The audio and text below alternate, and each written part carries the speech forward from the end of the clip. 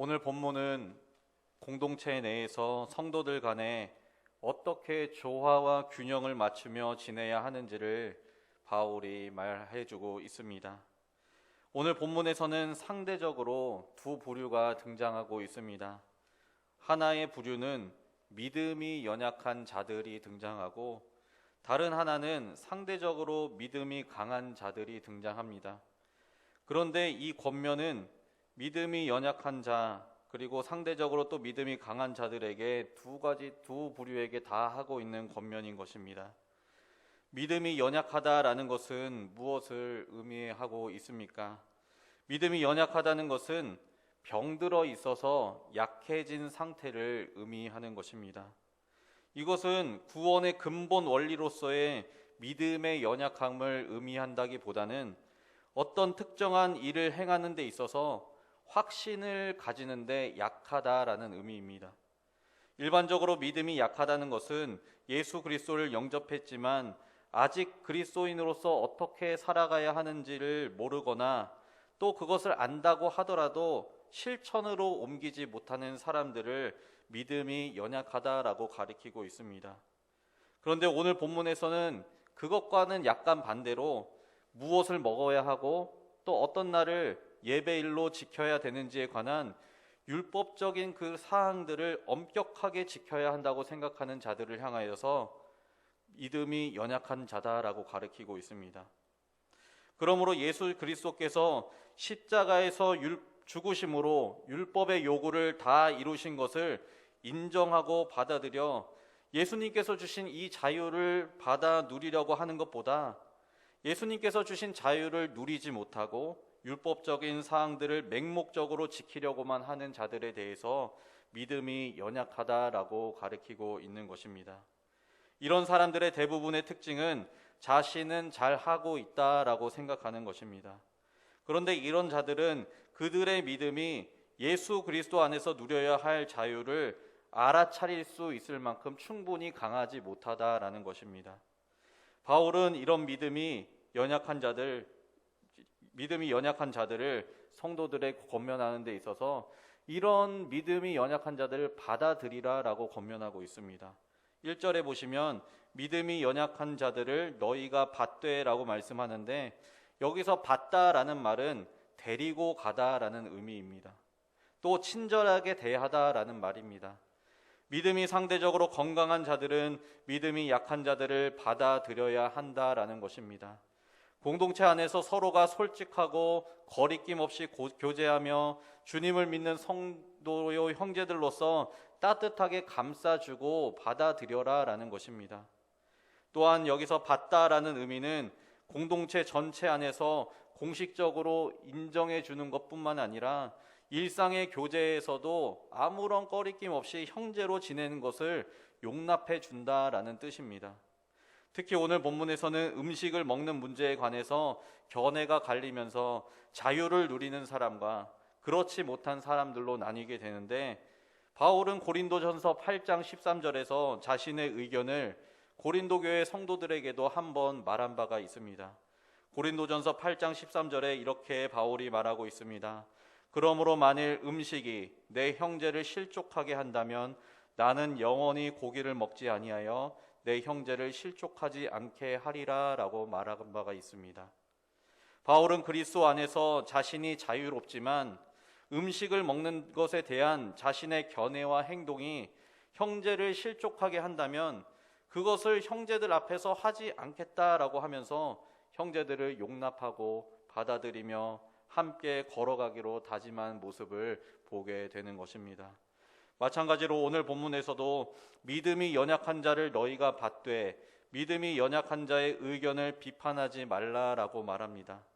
옛날 성경에는 그들이 의심하는 바를 비판하지 말라라고 말하고 있습니다. 연약한 자들은 그들이 주장하는 대로 그리스도인 공동체의 형제로서 받아들여져야 하는 권리가 있는 것입니다.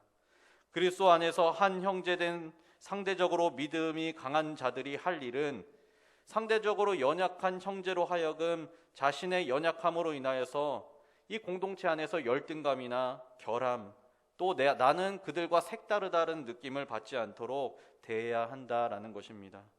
그 가운데 모든 판단은 하나님께 맡겨드려야 하는 것입니다.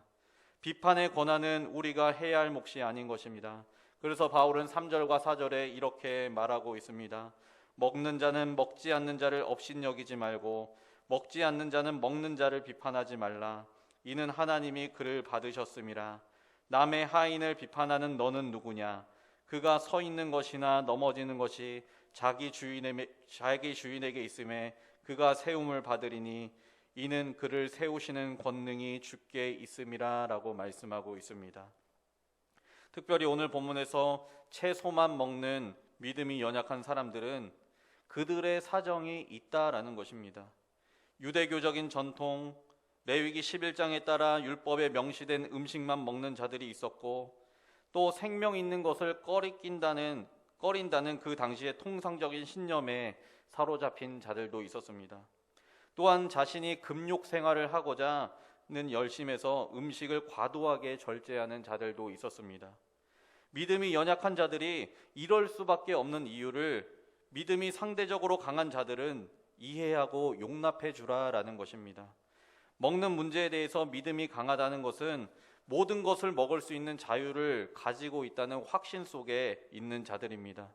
모든 음식은 하나님께서 주신 것이므로 음식 자체가 결코 사람을 더럽게 할 수 없다고 예수님께서도 마태복음 15장에서 장로들의 전통을 비판하면서 말씀하셨고, 바울도 예수님의 의견과 같은 맥락에서 주장하고 있는 것입니다. 그렇지만 바울은 자신과의 의견이 다르고 상대적으로 믿음이 연약한 자들, 그 확신 속에 누리지 못하는 자들을 정죄하지 않습니다.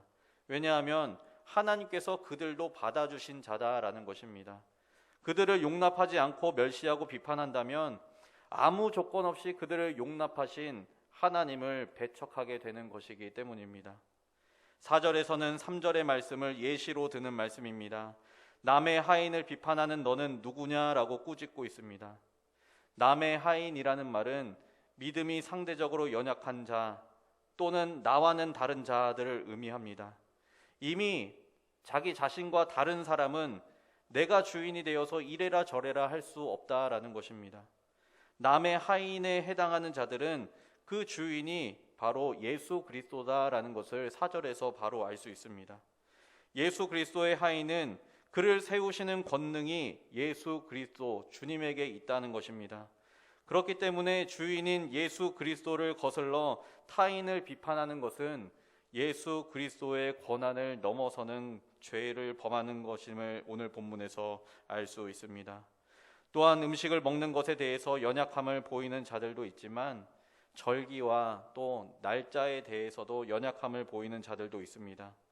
여러 날들을 서로 비교하고 따져서 이 날을 저날보다 낮게 여기면서 날과 달과 해마다 자신을 엄격하게 통제하는 자들도 있는 반면에 어떤 사람은 모든 날을 같게 여김으로 자유를 누립니다.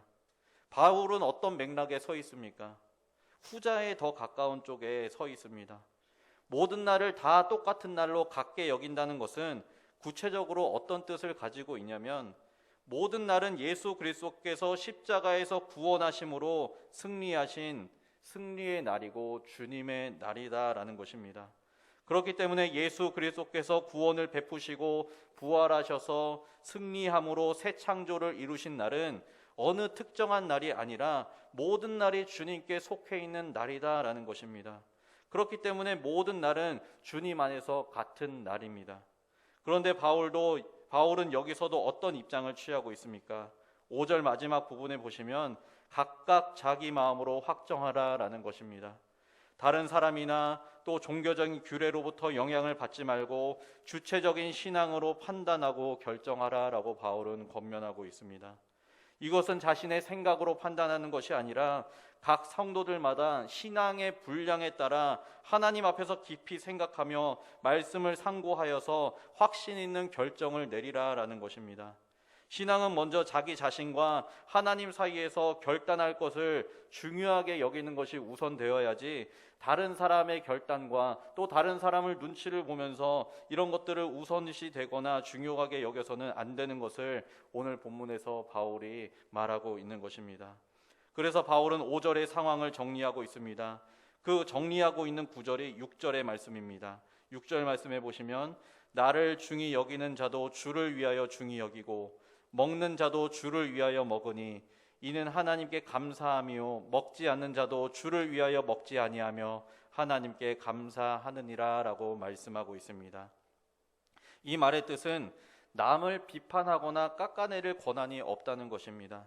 날과 절기를 중요하게 여기는 사람은 하나님을 위하여 중요하게 여기는 것이고, 음식을 먹는 자들도 하나님께 감사함으로 먹는 자들이며, 또 음식을 자신의 생각에 따라 먹지 않는 자들도 하나님을 위해서 먹지 않는다라는 것입니다. 그 목적이 다 동일하게 하나님을 위한 결단이기 때문에 공동체 내에서는 존중되어야 하고 이해하도록 노력해야 할 부분이다라는 것입니다. 공동체 내에서 사랑과 배려가 넘칠 수 있도록 서로가 도모해야 합니다. 올바른 말씀의 선포와 적용은 가능하지만 특정하게 비판하고 깎아내려서는 안 된다라는 것입니다. 오직 사람의 마음을 헤아리시고 심판하시고 판단하실 분은 하나님 한 분밖에 없습니다. 서로의 주장이 옳으냐 그르냐를 따지는 것은 하나님 나라를 이루는데 시간 낭비일 뿐입니다. 그냥 자기 자신을 비롯한 공동체에서 이루어진 일들을 하나님의 주권에 맡겨드리고 그 주권 아래에서 피차 사랑의 빚을 지며 하나님 나라를 이루어가는 것이 필요한 것입니다. 그래서 바울은 8절에 이런 유명한 고백을 하고 있는 것입니다. 우리가 살아도 주를 위하여 살고 죽어도 주를 위하여 죽나니 그러므로 사나 죽으나 우리가 주의 것이로다 라고 고백하고 있습니다. 좀 더 본질적이고 적극적인 의미에서 성도의 내적인 원리들을 제시하고 있는 것입니다. 성도들의 삶의 중심이 무엇입니까? 그것은 바로 예수 그리스도다라는 것입니다. 예수 그리스도는 성도들의 삶과 죽음에 있어서 기준이 되는 분이십니다. 우리가 산다는 것은 예수 그리스도의 창조와 구원으로 인한 영생의 기쁨으로 사는 것이고, 우리가 죽는 것 역시 예수 그리스도의 십자가 죽으심과 희생을 기반으로 죽는 것입니다. 우리는 예수 그리스도에게 속해 있는 주님의 것이기 때문에 우리의 삶의 목적이 하나님의 영광을 위하여 살아가야 한다라는 것입니다. 그래서 고린도전서 10장 31절에 그런즉 너희가 먹든지 마시든지 무엇을 하든지 다 하나님의 영광을 위하여 하라라고 말씀하고 있습니다. 성도의 모든 삶은 하나님과 자신의 올바른 관계 속에서 행해져야 하고, 또 그것들이 하나님의 영광이 되어야 하는 것입니다. 이 삶은 남을 비판하거나 깎아내리려고 하는 삶이 아니라 먼저 자신과 하나님 사이의 관계 속에서 이루어지는 신앙의 고백과 결단에서 나오는 행동이어야 하는 것입니다. 그래서 바울은 다시 한번 자신의 주장을 펼치고 있습니다. 10절 말씀해 보시면, 내가 어찌하여 내 형제를 비판하느냐, 어찌하여 내 형제를 업신여기느냐, 우리가 다 하나님의 심판대 앞에 서리라 라고 말씀하고 있습니다. 이 구절에서 첫 번째는 연약한 형제에 대해서 권면하고 있습니다. 즉 채소만 먹는 자들이 고기를 먹는 자들을 판단하는 것을 말합니다. 어찌하여 내 형제를 비판하느냐라는 구절에 해당되는 것입니다. 연약한 형제들은 예수 그리스도께서 율법의 모든 요구를 이루시고 자유케 하신 것에 대한 무지와 성숙하지 못한 신앙으로 믿음이 강한 자를 판단하고 비판했던 것입니다. 바울은 여기에 대해서 너희가 무슨 권리와 근거로 그들을 일방적으로 비판하느냐라고 말하면서 연약한 자들이 스스로 자신들의 행위를 돌아보도록 깨우치고 있는 것입니다. 두 번째는 믿음이 강한 자들에 대한 언급입니다. 계속해서 10절에서 보시면 어찌하여 내 형제를 업신여기느냐라고 말하면서 믿음이 강한 자들에게 묻고 있는 것입니다. 음식을 먹는 데 있어서 고기도 먹고 채소도 먹는 자들이 채소만 먹는 자들을 업신여겼습니다. 이것은 강자가 약자를 멸시하는 태도가 업신여기다라는 말로 사용된 것입니다. 믿음이 강한 자가 연약한 자를 업신여기는 교만한 태도를 바울이 책망하고 있는 것입니다.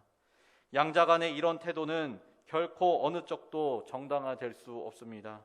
왜냐하면 우리 모두가 온전한 판단을 하고 있지 않기 때문입니다.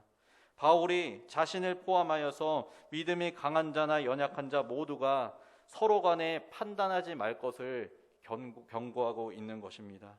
그 이유가 무엇입니까? 그것은 바로 10절 후반부에 이렇게 기록되어 있습니다. 우리가 다 하나님의 심판대 앞에 서야 하기 때문입니다. 하나님의 심판대 앞에 선다는 것은 하나님께서 판단하시고 판결하시는 것을 의미합니다. 하나님께서는 진정한 재판관이 되신다는 것입니다. 그런데 재판장 되신 하나님 앞에서 형제를 서로가 판단하고 비판하는 것은 하나님의 권한을 크게 넘어서는 것입니다. 하나님의 권한을 넘어서 자신이 재판장이 되려는 교만한 행동이기 때문입니다. 그래서 바울은 이 점을 각별히 주의시키고 있는 것입니다. 각 사람이 하나님의 심판대 앞에 서는 그날에 12절의 말씀처럼 자신의 죄와 자신이 행한 일들을 하나님 앞에 직접 말하게 될 것이기 때문입니다. 12절에 직고하리라 라는 말은 하나님의 심판대 앞에서 행한 일을 계산하실 것이다 라는 뜻입니다. 결산한다는 것을 의미합니다.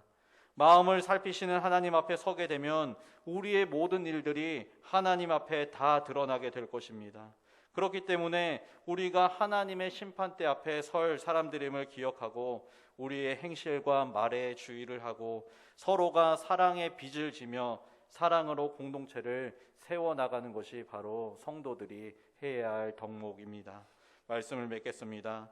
예수 그리스도께서 우리를 구원하신 이유가 무엇입니까? 우리의 죄를 사해 주시고 하나님 나라의 자녀로 삼아 주시기 위해서 우리를 구원하셨습니다. 그리고 하나님 나라의 자녀들이 예수 그리스도의 사랑을 나누며 실천하며 살게 하여 하나님 나라와 영광을 위하여 살아갈 수 있도록 하게 하시려고 우리를 구원하신 것입니다. 그렇기 때문에 우리는 예수 그리스도의 사랑에 힘입어 서로 사랑하기에 바쁜 사람들인 것입니다. 타인을 비판하거나 판단할 겨를이 없습니다. 그리고 그 권한도 우리에게는 없습니다. 오직 재판장 되신 하나님 앞에서 우리는 예수 그리스도의 사랑을 가지고 서로를 사랑하며 하나님의 뜻을 이루어 가는데 힘써야 하는 것입니다. 우리 모두가 예수 그리스도의 희생적인 사랑을 실천하며 하나님 나라를 세워가는 사랑으로 세워가는 믿음의 백성들 다 되시기를 예수님의 이름으로 간절히 소망합니다. 기도하겠습니다. 하나님 아버지, 우리에게 말씀을 주심에 감사합니다. 우리를 목숨 바쳐 구원하신 예수님의 사랑을 힘입어 예수 그리스도의 지체들을 서로 아끼고 사랑하게 하여 주옵소서. 오직 판단하시는 분은 하나님 한 분이심을 깨닫고 서로를 정죄하며 비판하며 판단하는 삶이 아니라 더욱더 예수님의 풍성한 사랑과 은혜를 나누는 성도가 되어 하나님 나라를 세워가는 데 힘쓰게 하여 주옵소서. 모든 것에 감사드리며 예수님의 이름으로 기도하옵나이다. 아멘.